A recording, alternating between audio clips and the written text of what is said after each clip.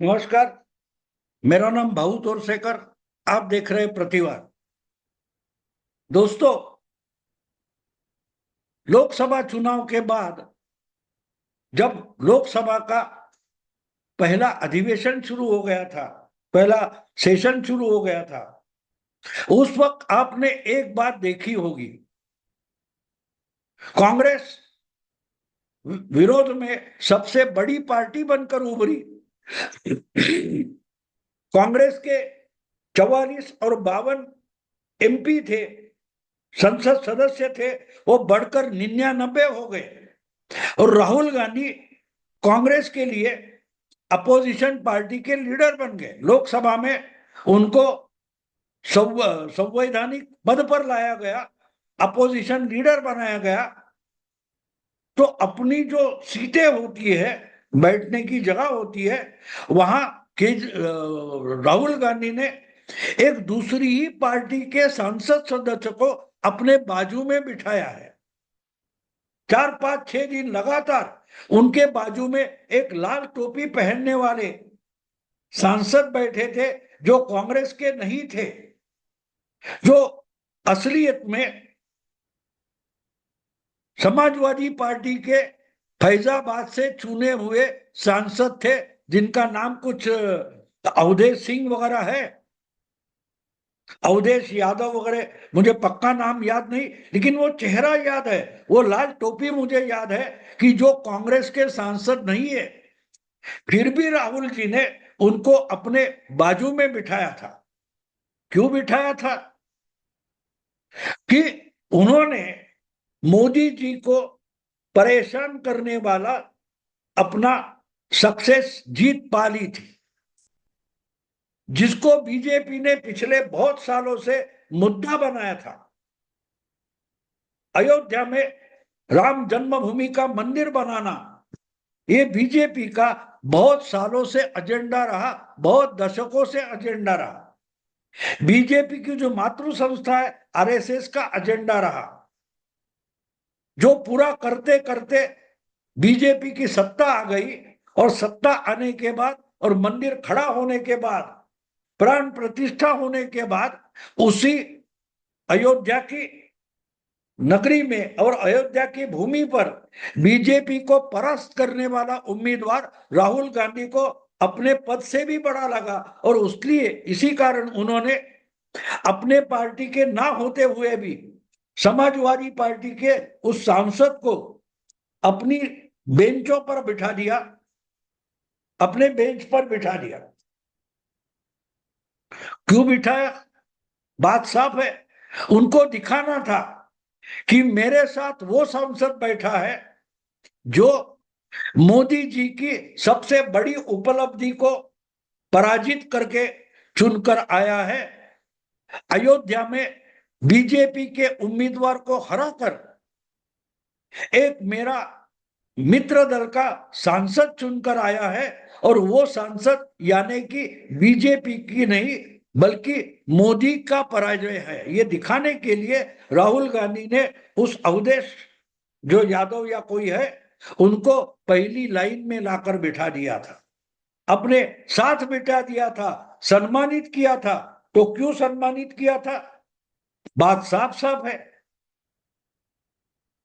कि उनको समाजवादी पार्टी का सांसद चुना गया। उससे भी खुशी ये थी कि अयोध्या, जिसको मोदी जी ने इतना प्रतिष्ठा का विषय किया था, वहां ही बीजेपी की हार हो गई। और जिसने मोदी जी के उम्मीदवार को हराया, उसको राहुल गांधी प्रतिष्ठित करना चाहते थे। मोदी जी की हार से हम कितने खुश हैं, ये दिखाने की कोशिश राहुल गांधी उस सांसद को अपने बगल में बिठाकर पेश करना चाहते थे। तो ये बात होती है।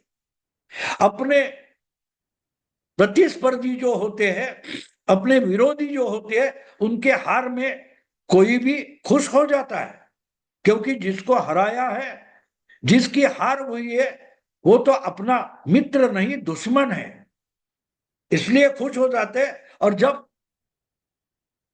वो हार लाने वाला अगर मित्र दल का हो तो उसको भी सम्मानित किया जाता है।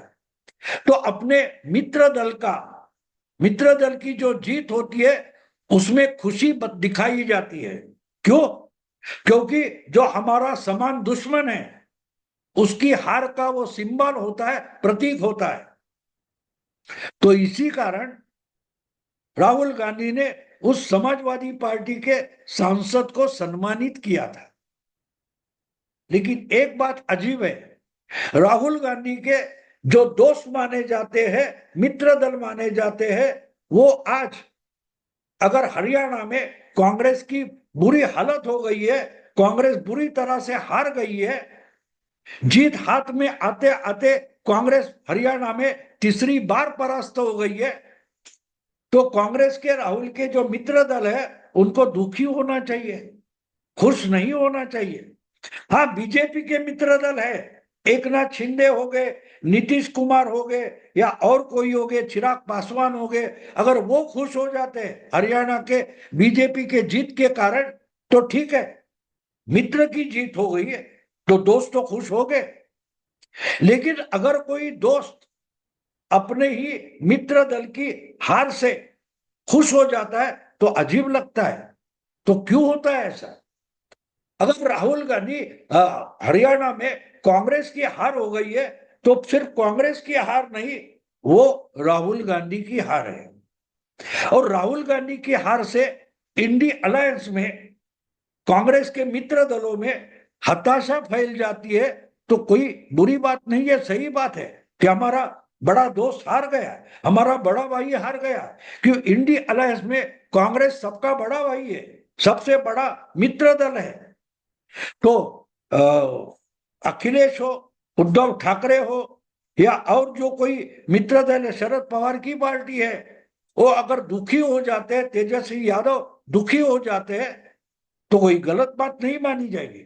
लेकिन बात उल्टी हो गई है, मित्र यानी कांग्रेस पार्टी हार गई है, लेकिन बीजेपी या बीजेपी के मित्र दल हरियाणा के कांग्रेस की हार देखकर जितने खुश नहीं होंगे, उससे भी ज्यादा खुशी कांग्रेस के मित्र दलों में फैली हुई है।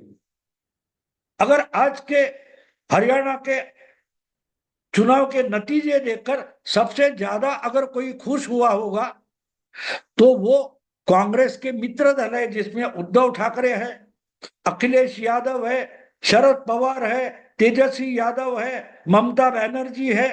जरूर खुश हो गए, क्योंकि लोकसभा चुनाव के नतीजे आने के बाद जिस ढंग से कांग्रेस पार्टी पेश हो आ रही थी, अपने मित्र दलों को नीचा दिखाने की कोशिश कर रही थी, उसका जवाब हरियाणा में मिल गया है।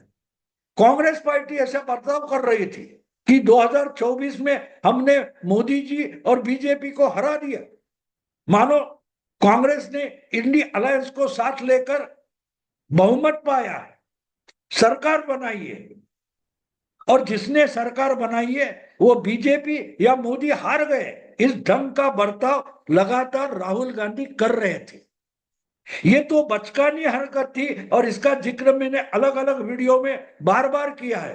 आपको अगर याद होगा तो मैंने Rahul Gandhi leader of opposition बने, नेता विपक्ष बने, उसका स्वागत किया था। मैंने उस वीडियो में कहा था कि बीजेपी को राहुल गांधी का नेता विपक्ष होने में पॉजिटिवली देखना चाहिए। चुनाव के नतीजे भले निगेटिव हो, बीजेपी का नुकसान करने वाले हो, लेकिन उसी नतीजों से एक पॉजिटिव बात निकली है कि राहुल गांधी की पार्टी बड़ी हो गई है और खुद राहुल गांधी नेता विपक्ष बन गए हैं। और जब ऐसा बचकानी हरकत करने वाला मजाकिया अपोजिशन लीडर बन जाता है तो उस पार्टी का सत्यानाश होना बिल्कुल तय है। राहुल गांधी विरोधी नेता विपक्ष बनकर जितना कांग्रेस का नुकसान कर सकते हैं उतना बीजेपी एनडीए के अपने मित्र दलों को साथ लेकर भी कांग्रेस का नुकसान नहीं कर सकती। और बात सही थी, 4 जून के नतीजे आने के बाद आज तक, यानी जुलाई, अगस्त, सितंबर, अक्टूबर, पिछले 5 महीने राहुल गांधी जैसे उनके पर निकल आए रहे थे और फड़फड़ा रहे थे, उस सब गुब्बारे की हवा हरियाणा के एक चुनाव नतीजे ने निकाल दी है। और इसलिए मोदी जी सिर्फ परेशान नहीं थे, राहुल गांधी की बचकानी हरकतें जो चल रही थी उससे सिर्फ बीजेपी परेशान नहीं थी, मोदी जी परेशान नहीं थे, उनसे भी ज्यादा अगर परेशान कोई होगा तो वो था उनका मित्र दल, यानी इंडी अलायंस के जो उनके मित्र दल है वो सबसे परेशान थे, क्योंकि राहुल गांधी गालियां तो मोदी को दे रहे थे, बीजेपी के आलोचना कर रहे थे, लेकिन जिस ढंग से कांग्रेस पार्टी और राहुल गांधी इंडी अलायंस के मित्र दलों से बर्ताव कर रहे थे, उससे उनके मित्र दल ही ज्यादा से ज्यादा परेशान थे। क्योंकि अभी अगर जीतना है तो कांग्रेस के साथ रहना पड़ेगा और कांग्रेस के इशारों पर नाचना पड़ेगा, यही बार बार मित्र दलों को कांग्रेस सूचित कर रही थी और इसी ढंग से कांग्रेस मित्र दलों के साथ बर्ताव कर रही थी। आपको मालूम होगा उद्धव ठाकरे पिछले 2 महीने से बोल रहे कि विधानसभा चुनाव आ रहा है, उसके पहले मुख्यमंत्री पद का चेहरा और नाम घोषित करना पड़ेगा।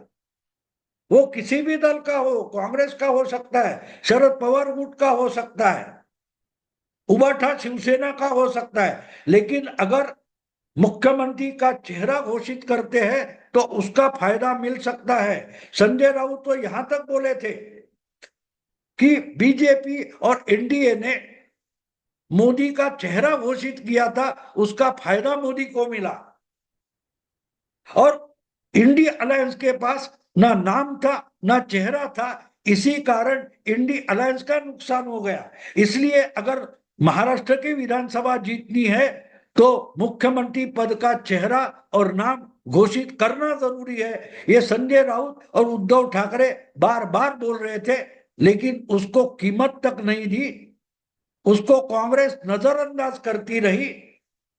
और कांग्रेस के नेता तो बोलते रहे कि कांग्रेस महाराष्ट्र में अगर महाविकास आघाड़ी की यानी इंडी अलायंस की सरकार बनेगी तो मुख्यमंत्री तो कांग्रेस का रहेगा, यानी उद्धव ठाकरे के जख्मों पर नमक छिड़का जा रहा था, जले पर नमक लगाया जा रहा था। और यही बात हर जगह थी। यूपी में 10 उपचुनाव होने हैं, वहां तो हमको ही आधे से ज्यादा सीटें चाहिए, ये दावा कांग्रेस करने लगी थी।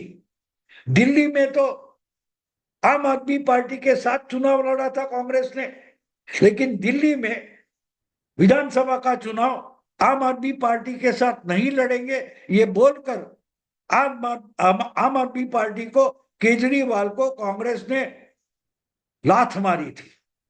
तो अभी तो हम बड़े भाई है, हम लात मारेंगे, घूसे मारेंगे और आपको चुपचाप सहना होगा, यही तो राहुल गांधी का और कांग्रेस का बर्ताव रहा।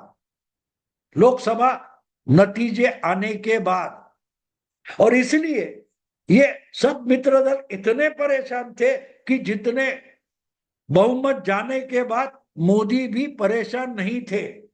राहुल गांधी और उनकी पार्टी का जो बर्ताव 4 जून के बाद पिछले 5 महीनों से है, उसने पूरे उनके मित्र दलों को परेशान हैरान करके रखा था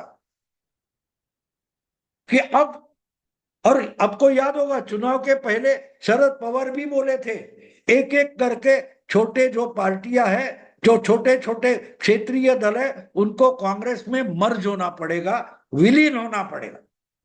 तो राहुल गांधी शायद वो सीरियस लेकर बैठ गए, और इसी कारण से सबसे ज्यादा अगर परेशान कौन होगा तो वो उद्धव ठाकरे थे, क्योंकि बाकी जो मित्र दल है, यूपी होगा, बंगाल होगा, उसके चुनाव बहुत बाद में होने वाले हैं, लेकिन सबसे पहले अगले 1-2 महीने में महाराष्ट्र और झारखंड के चुनाव होने वाले हैं और वहां कांग्रेस की ताकत इतनी बड़ी नहीं है कि हरियाणा जैसे कांग्रेस अकेले दम पर चुनाव लड़ सकती है। उद्धव ठाकरे हो या हेमंत सोरेन हो, शरद पवार है, उनको साथ लेकर ही कांग्रेस को चुनाव लड़ना पड़ेगा। लेकिन कांग्रेस जैसे बर्ताव कर रही थी, उनका तरीका यह था कि मित्र दल अब हमारी मर्जी से चलाइए, क्योंकि हमारे मेहरबानी पर ही उनको अपनी पार्टियां चलानी पड़ेगी, क्योंकि हमारे वोट से मित्र दल जीत गए हैं। अगर अखिलेश 37 सीटें यूपी में लोकसभा की जीत गए तो कांग्रेस के कारण जीत गए। महाराष्ट्र में उद्धव ठाकरे 9 सीटें जीत गए तो कांग्रेस के कारण जीत गए। अकेले उद्धव ठाकरे एक भी सीट नहीं जीत पाते, ये बोलना बोलना शुरू हो गया था। तो कांग्रेस जो हवाई में थी, उड़ रही थी हवा में, उसकी हवा हरियाणा के चुनाव नतीजों ने निकाल दी है। तो इसलिए सबसे ज्यादा खुश मित्र दल है और उसमें से महाराष्ट्र के चुनाव ज्यादा से ज्यादा 40-45 दिन में होने वाले हैं, तो सबसे ज्यादा खुश उद्धव ठाकरे होंगे, क्योंकि जो गुब्बारा बनाया था राहुल गांधी और कांग्रेस पार्टी ने महाराष्ट्र में, उस गुब्बारे की हवा हरियाणा के मतदाताओं ने निकाल ली है। कांग्रेस को जमीन पर लाकर खड़ा कर दिया। अब जमीन पर लाकर खड़ा किया, इसका मतलब कांग्रेस को खड़ा भी होना पड़ेगा। लेकिन जमीन पर लाकर खड़ा किया है या जमीन पर पटक दिया है, ये तो महाराष्ट्र की राजनीति हमें बताएगी। लेकिन एक बात हमें समझनी चाहिए कि जिस ढंग से हरियाणा में कांग्रेस हारी है, उससे मित्र दल उद्धव ठाकरे की उबाठा शिवसेना खुश हुई है। उनकी एक राज्यसभा की सांसद है प्रियंका चतुर्वेदी, उन्होंने तो सलाह दे डाली है, जरा आत्म परीक्षण कीजिए, अपने गिरेबान में झांक कर देखिए। मतलब क्या होता है कि जो बर्ताव पिछले 5 महीनों से महाराष्ट्र में उद्धव ठाकरे के पार्टी के साथ या उद्धव ठाकरे के साथ कांग्रेस कर रही है, उसका जवाब आपको हरियाणा में मिल गया है। क्योंकि महाराष्ट्र में तो कांग्रेस अकेले अपने बल पर लड़ने की भाषा भी करने लगी थी। तो अकेले दम पर लड़ोगे तो जो हरियाणा में होगा हुआ वही महाराष्ट्र में हो सकता है। हरियाणा में दिल्ली जैसे आम आदमी पार्टी के साथ चुनाव का सीट का बंटवारा करने की कोशिश हो रही थी, लेकिन वहां के नेता भूपेंद्र हुड्डा ने साफ नकार कर दिया। राहुल गांधी बोल रहे थे लेकिन माना नहीं, और कांग्रेस हरियाणा में अकेले लड़ी, और इसी कारण से हरियाणा में कांग्रेस के बुरे हाल हो गए। यही तो प्रियंका चतुर्वेदी बोल रही है। और जब प्रियंका चतुर्वेदी बोल रही है तो उसका मतलब हमें समझना चाहिए उद्धव ठाकरे बोल रहे हैं। प्रियंका चतुर्वेदी दुख व्यक्त नहीं कर रही है, एक तरीके से वो अपनी खुशी जाहिर कर रही है उद्धव ठाकरे की तरफ से कि कांग्रेस हरियाणा में हार गई तो अच्छा हुआ। अब महाराष्ट्र में कांग्रेस को जमीन पर उतरकर अपने मित्र दलों से बात करनी पड़ेगी। यही तो उद्धव ठाकरे की खुशी है जो प्रियंका चतुर्वेदी व्यक्त कर रही है। तो राहुल गांधी अपोजिशन लीडर बने और कांग्रेस को इतनी सीटें 99 सीटें मिल गई, उसका पॉजिटिव परिणाम हम आज देख रहे हैं हरियाणा में। और जो हरियाणा में हो गया है वही अब अगले एक एक राज्य में, महाराष्ट्र में, झारखंड में, नई दिल्ली में, हर जगह देखने को मिलने वाला है।